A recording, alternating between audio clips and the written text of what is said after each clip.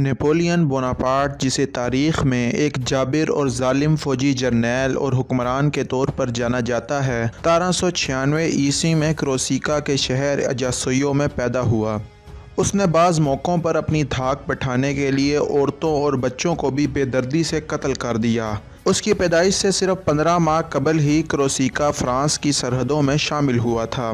اپنی نوجوانی میں نپولین پر کورسیکی قومیت پرستی کا جذبہ طاری تھا اور وہ فرانس کو غاصبین تصور کرتا تھا۔ نپولین کو فرانس میں عسکری اداروں میں بھیجا گیا، جہاں اس نے 1785 عیسوی میں 16 سال کی عمر میں گریجویشن کی اور فرانسیسی فوج میں سیکنڈ لیفٹیننٹ کا عہدہ پا لیا۔ 4 سال بعد انقلاب فرانس کا آغاز ہوا۔ اگلے چند برسوں میں نئی فرانسیسی حکومت متعدد بیرونی طاقتوں سے برسرِ پیکار ہوئی۔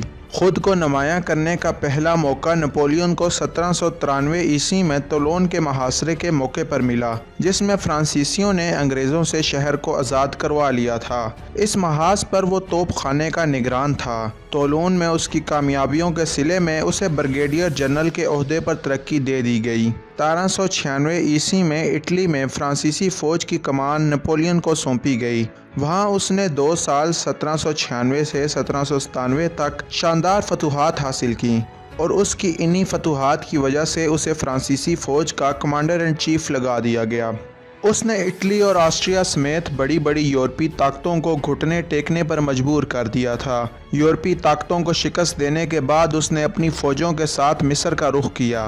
دراصل نپولین کا منصوبہ تھا کہ وہ مصر پر قبضہ کر کے برطانیہ پر حملہ کرے گا اور ہندوستان سمیت تمام ایشیائی مقبوضات فرانس کے حریف برطانیہ سے چھین لیے جائیں گے۔ چنانچہ نپولین اپنا لشکر لے کر مصر پر حملہ کرنے کے لیے نکلا۔ اس وقت مصر سلطنت عثمانیہ کے سلطان سلیم ثالث کے زیر اثر تھا۔ آسٹریا اور روس سے بیک وقت برسرِ پیکار سلطنت عثمانیہ ان دنوں نہایت کمزور ہو چکی تھی۔ آسٹریا اور روس کی فوجوں نے اتحاد کر لیا تھا اور وہ لڑتے لڑتے سربیا اور بوسنیا تک پہنچ چکے تھے، جبکہ سلطنت عثمانیہ بیرونی دشمنوں کے ساتھ ساتھ بہت سے اندرونی مسائل کا بھی شکار تھی۔ یہ حالات نپولین کے لیے انتہائی سازگار ثابت ہوئے اور وہ قسطنطنیہ پر قبضے کا خواب لیے اور برطانیہ پر حملہ کرنے کی نیت سے نکلا۔ راستے میں اس نے مالٹا نامی جزیرے کو بھی بآسانی فتح کر لیا۔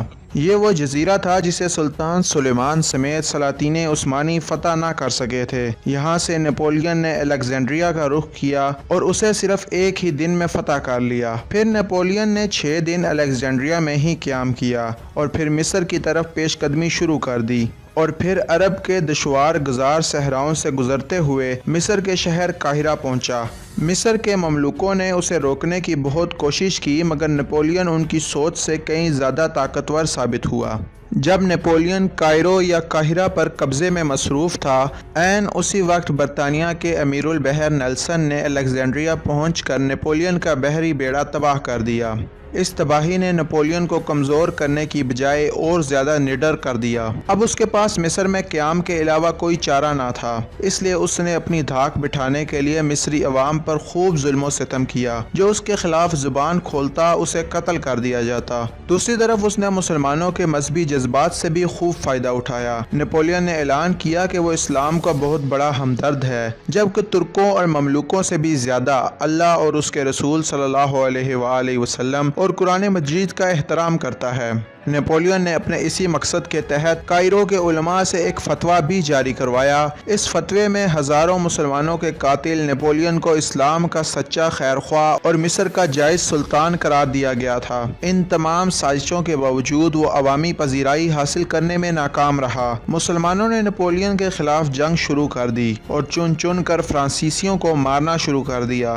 نپولین کو یہ خبر ملی تو وہ آگ بگولا ہو گیا اور خون ریزی شروع کر دی، یہاں تک کہ اس نے عورتوں اور بچوں کو بھی قتل کروانا شروع کر دیا اور ان کے گھروں کو آگ لگا دی۔ یاد رہے کہ یہ سب سلطنت عثمانیہ میں ہو رہا تھا، مگر سلطنت اب بہت کمزور ہو چکی تھی۔ یہ ان دنوں کی بات ہے جب ہندوستان میں انگریزوں کے ظلم و ستم اور قبضے کے خلاف ٹیپو سلطان آخری چٹان بنے ہوئے تھے، جس کی پوری داستان ہم آپ کو ٹیپو سلطان کی ڈاکومنٹری میں دکھا چکے ہیں۔ انگریزوں کو جب پتہ چلا کہ ٹیپو سلطان اور نیپولین کے درمیان خط و کتابت چل رہی ہے اور ہو سکتا ہے کہ نیپولین ٹیپو کی مدد کے لیے ہندوستان کا رخ کر لے تو اس بات نے ان کے ہوش اڑا دیے۔ تو پھر انگریزوں نے یہاں ایک چال چلی۔ انہوں نے سلطنت عثمانیہ کے ساتھ اتحاد کر لیا اور انہیں فرانسیسیوں کے خلاف جنگ پر ابھارا۔ سلطان سلیم ثالث نے ان کی یہ پیشکش قبول کر لی اور انگریزی بحری بیڑے کی مدد سے فرانسیسیوں پر حملہ کرنے کے لیے مصطفیٰ پاشا کو روانہ کیا، لیکن فرانسیسیوں نے ان دونوں مشترکہ افواج کو بری طرح شکست دی اور یلغار کرتے ہوئے مصر کے ساتھ ساتھ شام کے بھی کئی علاقے فتح کر لیے۔ اس دوران نیپولین کو کچھ سیاسی معاملات کی وجہ سے فرانس واپس جانا پڑا۔ نیپولین کیلبر نامی ایک جرنیل کو اپنا قائم مقام بنا کر فرانس روانہ ہو گیا۔ بعد ازاں سلطنت عثمانیہ نے انگریزی افواج کے ساتھ مل کر مصر کو دوبارہ فتح کر لیا۔ کچھ عرصے بعد ایک معاہدے کے تحت نیپولین نے بھی مصر پر سلطنت عثمانیہ کی حکومت کو تسلیم کر لیا۔ فرانس واپسی پر اسے اندازہ ہوا کہ مصر میں اس کی ناکامی کے باوجود عوام اٹلی میں اس کی کامیابیوں کو بھولی نہیں ہے، اور اسی بھروسے سے اس نے اگلے ماہ فوجی انقلاب میں حصہ لیا اور فرانس میں مارشل لاء نافذ کر دیا اور خود نیپولین اول کے نام سے فرانس کا حاکم بن بیٹھا اور جلد ہی اپنے مخالفین کو کچل دیا۔ نیپولین نے فرانس کا پرانا آئین ہی چند ترامیم کے ساتھ نافذ کر دیا اور نیپولین نے اسے نیپولین کوڈ کا نام دیا۔ چونکہ یہ پرانے آئین جیسا ہی تھا لہٰذا عوام نے بھی اسے آسانی سے تسلیم کر لیا۔ آپ کو یہ جان کر حیرانی ہوگی کہ فرانس کا حالیہ آئین بھی نیپولین کے آئین سے خاصا ملتا جلتا ہے۔ وقت کی کروٹ دیکھیے کہ ایک ایسا شخص جو خود فرانسیسی بھی نہیں تھا اور اپنے آپ کو فرانسیسی کہنے میں شرم محسوس کرتا تھا، آج وہ فرانس کا حاکم بن بیٹھا تھا۔ فرانس کا شہنشاہ بننے کے بعد 1 سال کے بعد ہی نیپولین نے برطانیہ، روس اور آسٹریا سے بیک وقت جنگ چھیڑ دی۔ نیپولین نے ایسی شاندار کامیابیاں حاصل کی کہ تمام یورپ اس کے نام سے لرزنے لگا۔ اس کی بڑھتی ہوئی طاقت دیکھ کر سارا یورپ اس کے خلاف متحد ہو گیا، لیکن نیپولین نے بھی کسی کو نہ بخشا۔ یورپ کے ہر ملک کو اس کے خلاف اٹھنے کی قیمت چکانا پڑی۔ آسٹریا کی فوجیں مکمل تباہی سے دوچار ہوئیں، جبکہ نیپولین نے اسپین کے شہروں اور قصبوں کو کھنڈرات میں تبدیل کر دیا۔ دوسری طرف فریڈ لینڈ میں رشیا کو ایسی شکست دی کہ انہیں نیپولین سے صلح کرنی پڑی اور ایک صلح کا معاہدہ طے پایا۔ 1811 عیسوی میں نیپولین بہت عروج پر پہنچ چکا تھا اور دنیا کا ہر ملک اس سے خوف کھاتا تھا۔ انہیں ہر وقت یہ ڈر لگا رہتا تھا کہ نہ جانے کب یہ آفت ان کے ملک کا رخ کر لے۔ روس کے ساتھ امن معاہدے کے باوجود اس وقت کے روسی بادشاہ الیگزینڈر I کے رویے سے ناراض ہو کر وہ ایک بڑی فوج لے کر رشیا پر حملہ کرنے کے لیے نکلا۔ شدید سرد موسم کا مقابلہ کرتے ہوئے روسی شہر ماسکو پہنچا، لیکن روسیوں نے پہلے ہی آگ لگا کر سارا شہر تباہ کر دیا تھا تاکہ اس کے ہاتھ کچھ نہ آئے۔ نیپولین ماسکو پر قبضہ کرنے کے بعد 5 ہفتے وہیں ٹھہرا۔ اس کا خیال تھا کہ روسی اس سے امن کی بھیک مانگیں گے، مگر جب ایسا نہ ہوا تو اس نے واپسی کا فیصلہ کیا، لیکن روس کے شدید سرد موسم نے اس کے لاکھوں سپاہیوں کی جان لے لی اور یہ سرد موسم دیگر یورپی ملکوں کے لیے قدرت کا تحفہ ثابت ہوا۔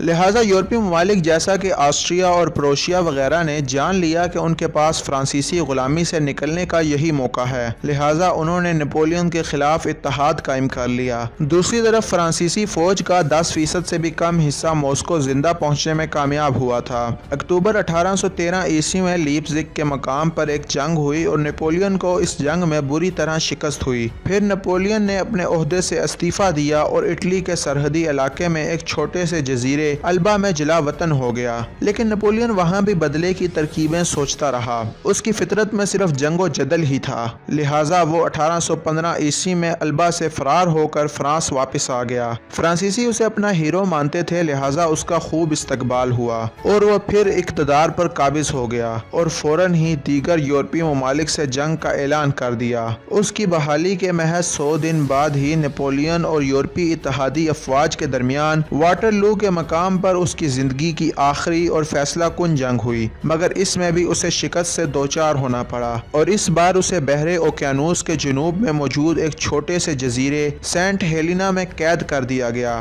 یہاں وہ 6 برس قید رہا اور کینسر میں مبتلا ہو گیا۔ 1821 عیسوی میں وہ کینسر سے قید میں ہی 51 سال کی عمر میں جاں بحق ہو گیا۔ ناظرین، اس طرح کی مزید ڈاکومنٹریز دیکھنے کے لیے ہمارے چینل کو سبسکرائب کیجیے، اس ویڈیو کو لائک کیجیے اور نیچے کمنٹ سیکشن میں اپنے خیالات کا اظہار ضرور کریں۔ Thanks for watching.